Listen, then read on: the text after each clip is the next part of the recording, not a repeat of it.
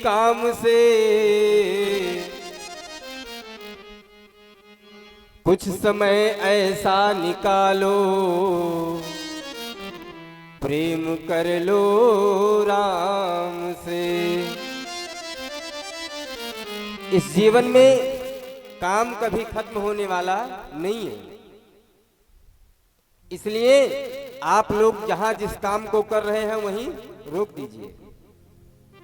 3 घंटे की कथा है, प्रेम से कथा में बैठिए, कथा का श्रवण पान कीजिए और उस कथा के मध्य में चलती हुई कथा में अपने आप को खोजिए कि मेरा किरदार इसमें क्या है, मैं संसार में कौन सा रोल कर रहा हूं।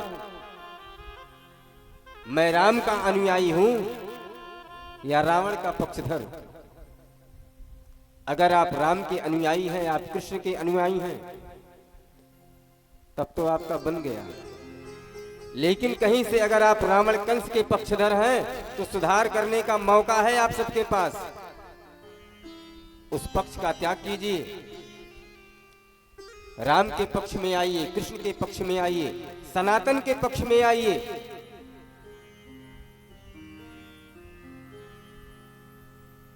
और भैया मैं चाहे जितना कहूं उनको आने के लिए,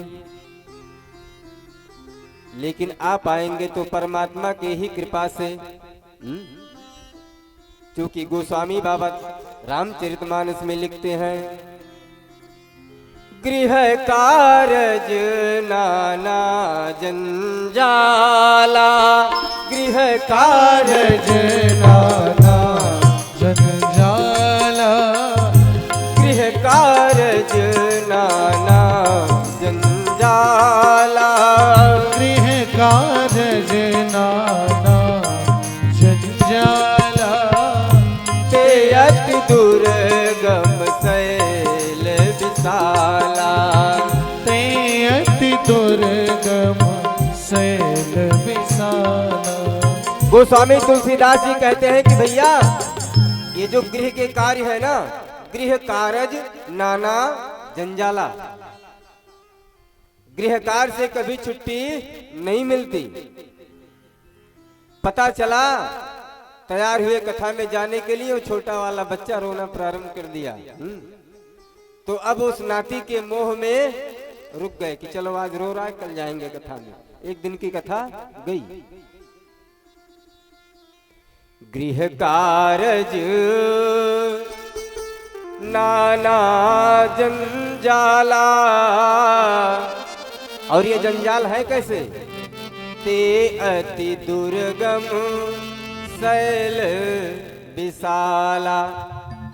दुर्गम माने बहुत कठिन, शैल माने पहाड़, और विशाल मतलब तो आप लोग समझ ही रहे हैं, बहुत विराट। जो गृह के कार्य हैं ये बहुत बड़े बड़े पहाड़ के समान विराट है और बड़े ही दुर्गम हैं। इनको पार कर पाना बड़ा कठिन होता।